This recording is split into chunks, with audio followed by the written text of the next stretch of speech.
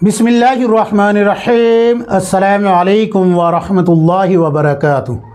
दोस्तों, उम्मीद है कि आप सब खैर आफियत से होंगे। मेरे अज़ीज़ साथियों, हमारा ये जो चैनल है लॉ ऑफ इस्लाम, इस चैनल पे अल्लाह के फजल व करम से आज से काम शुरू किया जा रहा है।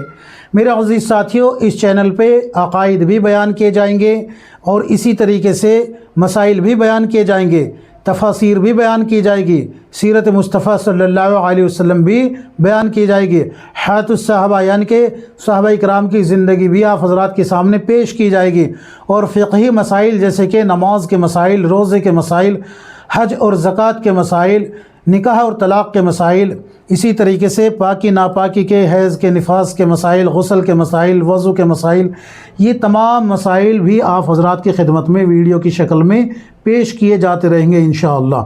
तो आज हम आप हज़रात की खिदमत में इस वीडियो के ज़रिए जो पेश कर रहे हैं वो अक़ीदा पेश कर रहे हैं। अक़ीदा, मेरे मोहतरम भाइयों, बुज़ुर्गों, अज़ीज़ साथियों, अक़ीदा जो है ये इस्लाम की बुनियाद है।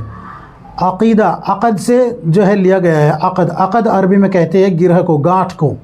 अक़ीदे की ऐसी गांठ लगाओ कि कोई बातिल उसको खोल ना सके। तो इसमें हम आप हज़रात की खिदमत में कुछ चीज़ें पेश करेंगे, सुने ध्यान से। आमनतु बिल्लाहि व मलाइकतिही व कुतुबिही व रुसुली वल यौमिल आखिर वल क़द्रि खैरिही व शर्रिही मिनल्लाहि तआला वल बअसी बादल मौत। ये इस्लाम का बुनियादी अक़ीदा है कि मैं ईमान लाया अल्लाह पर, अल्लाह के तमाम फ़रिश्तों पर, अल्लाह की तमाम किताबों पर, अल्लाह के तमाम रसूलों पर और रोज़ क़यामत यानी आखिरत के दिन पर, अच्छी बुरी तकदीर पर और मरने पर, मरने के बाद दोबारा उठाए जाने पर, मौत और मौत के बाद दोबारा उठाए जाने पर। ये इस्लाम का बुनियादी अक़ीदा है। अब हम यहाँ पर आज आप हज़रात की खिदमत में अल्लाह तबारक व तआला की ज़ात और सिफ़ात के ताल्लुक़ से कुछ अक़ीदे पेश कर रहे हैं। इस वीडियो को ध्यान से देखें। अगर इन अक़ीदों में आपके दिल के अंदर कहीं वसवसा है तो उस वसवसे को निकाल दीजिए। क्यों? इसलिए कि अल्लाह की ज़ात और सिफ़ात पे अगर वसवसा आ जाए अक़ीदे में इंसान के दिल के अंदर तो उसके ईमान का बाकी रहना बड़ा मुश्किल हो जाता है। सुने, अल्लाह तबारक व तआला हमेशा से था, हमेशा से है और हमेशा रहेगा। कायनात का पहले कोई वजूद नहीं था। अल्लाह ताला के पैदा करने से कायनात को वजूद मिला है। पहला अक़ीदा ये है। अब हम अल्लाह तबारक व तआला की ज़ात और सिफ़ात आप हज़रात की खिदमत में पेश करते हैं। नंबर एक ये है कि कायनात का पहले कोई वजूद नहीं था, बल्कि अल्लाह तबारक व तआला के पैदा करने से इस कायनात को वजूद मिला है, ये वजूद में आई है। नंबर दो, अल्लाह ताला एक है, वो किसी का मोहताज नहीं। न उसने किसी को जना, न वो किसी से जना गया, न उसकी कोई बीवी है और न कोई उसका हमसर है, यानी कि उसके मिसल भी कोई नहीं है, उसके बराबर का भी कोई नहीं है। नंबर तीन, वो हमेशा से है और हमेशा रहेगा। नंबर चार, कोई चीज़ उसके मिसल नहीं, वो सबसे निराला है।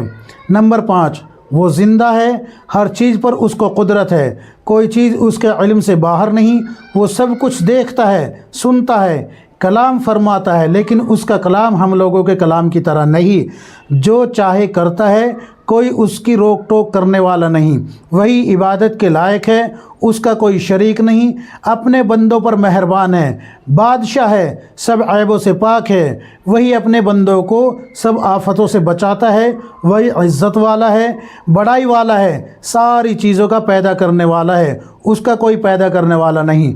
गुनाहों को बख्शने वाला है, क़ुव्वत वाला है, बहुत देने वाला है, रोज़ी पहुँचाने वाला है, जिसकी रोज़ी चाहे तंग कर दे, जिसकी चाहे ज़्यादा कर दे, जिसको चाहे पस्त कर दे, जिसको चाहे बुलंद कर दे, जिसको चाहे इज़्ज़त दे, जिसको चाहे ज़िल्लत दे। इंसाफ वाला है, बड़े तहम्मुल और बर्दाश्त वाला है, खिदमत और इबादत की कदर करने वाला है, दुआ को कबूल करने वाला है, बुर्दबारी वाला है, वो सब पर हाकिम है, उस पर कोई हाकिम नहीं, उसका कोई काम हिकमत से खाली नहीं, वो सब का काम बनाने वाला है, उसी ने सब को पैदा किया है, वही क़यामत के दिन फिर पैदा करेगा, वही ज़िंदा करता है, वही मारता है, वो अलामात और सिफ़ात से पहचाना जाता है, उसकी हकीकत कोई नहीं जान सकता, गुनाहगारों की तौबा कबूल करता है, جو سزا کے قابل ہے ان کو سزا دیتا ہے، وہی ہدایت دیتا ہے۔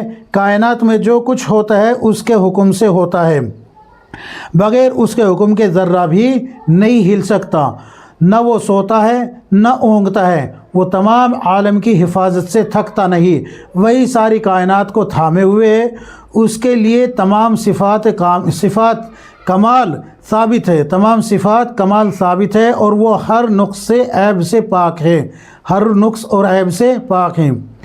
نمبر 6، اس کی صفات ہمیشہ سے ہے اور ہمیشہ رہے گی، اور اس کی کوئی صفت کبھی ختم نہیں ہو سکتی۔ قرآن و حدیث میں جہاں اللہ تعالیٰ کے مخلوق جیسی صفات کا ذکر ہے، جیسے اللہ تعالیٰ کا ہاتھ یا اللہ تعالیٰ کا عرش عظیم پر قائم ہونا وغیرہ، تو ان کی حقیقت اللہ تعالیٰ ہی جانتا ہے۔ بندوں کو ایسی چیزوں کی حقیقت کی جستجو کیے بغیر ایمان لانے کا حکم ہے۔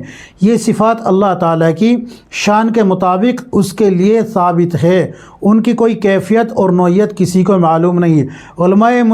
علماء متقدمین کی رائے یہی ہے۔ البتہ متاخرین علماء نے بعض باطل فرقوں کی شبہات سے عوام کے عقائد کو بچانے اور ان کے دین کی حفاظت کی خاطر جیسے متشابہات مناسب معنی بیان کی ہے، جیسے کہ ہاتھ کے معنی قوت اور طاقت وغیرہ، لیکن یہ سب امکان کے درجے میں ہے، ان کو حتمی مراد سمجھ لینا صحیح نہیں ہے۔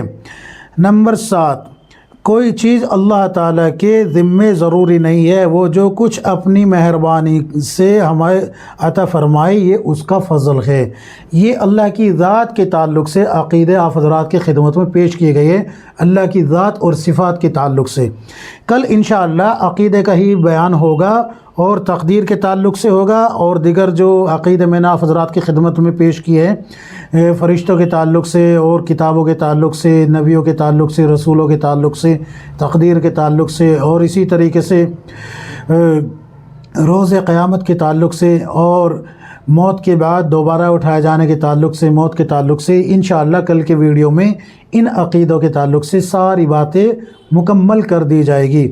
امید ہے کہ آپ چینل پہ بنے رہیں گے، ویڈیو کو آگے بھی شیئر کریں گے، لوگوں کے عقیدوں کو برباد ہونے سے بچائیں گے۔ اللہ کی ذات سے امید ہے کہ آپ انشاءاللہ ضرور شیئر کریں گے ویڈیو کو۔ اللہ تبارک و تعالی مجھے بھی آپ کو، ہم سب کو صحیح عقیدے کے ساتھ کتاب و سنت کی روشنی میں زندگی گزارنے کی توفیق عطا فرمائے، تقوی اور طہارت والی زندگی اللہ ہم سب کو عطا فرمائے، ایمان پر خاتمہ بالخیر فرمائے، آمین یا رب العالمین۔